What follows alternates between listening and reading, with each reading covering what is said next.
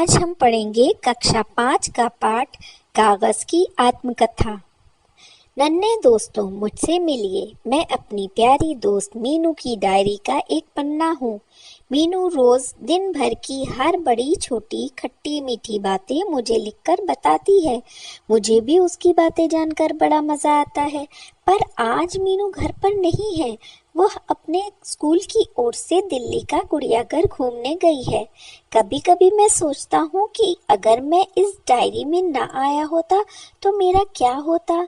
मुझे आज भी वह दिन याद है जब मैं फैक्ट्री में अपने दोस्तों के साथ बंडलों में लिपटा पड़ा था और इस सोच में था कि आगे मेरा क्या होगा।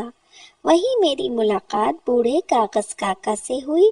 बेचारे कई सालों से वहां की दीवार पर पोस्टर बनकर चिपके हुए थे। हम नए नए सुंदर कागजों को देखकर उनसे रहा न गया और वह बोले, नन्हे प्यारों, कैसे हो? हम ठीक हैं बाबा। क्या आप हमें बता सकते हैं कि अब हमारा क्या होगा?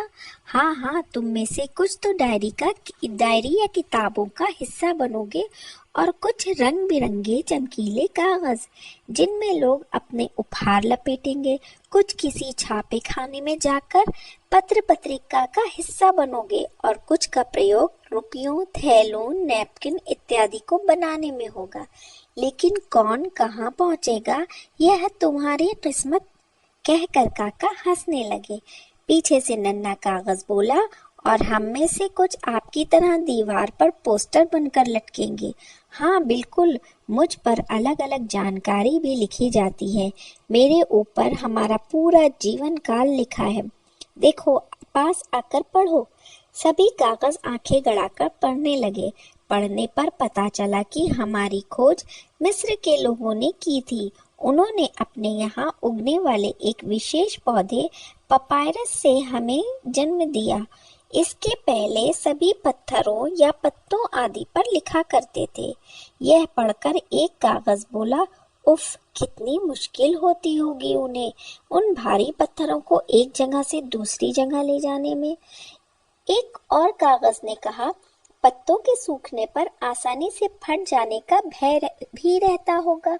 सभी ने उनकी हाँ में हाँ मिलाई और आगे पढ़ने लगे। बहुत सालों बाद चीन के कई लुन ने एक अनोखी तकनीक से हमें तैयार किया। उन्होंने पहले पेड़ों की लकड़ी या छाल का गीला मिश्रण तैयार किया, फिर उस मिश्रण को छानकर साफ किया।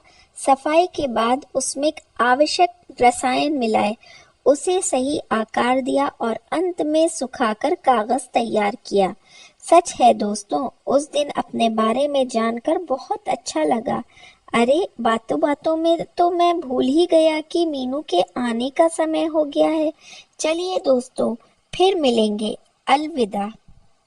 पाठ की PDF कमेंट सेक्शन से डाउनलोड की जा सकती है। इस पृष्ठ पर पाठ से संबंधित सभी प्रश्नों के उत्तर दिए जा रहे हैं।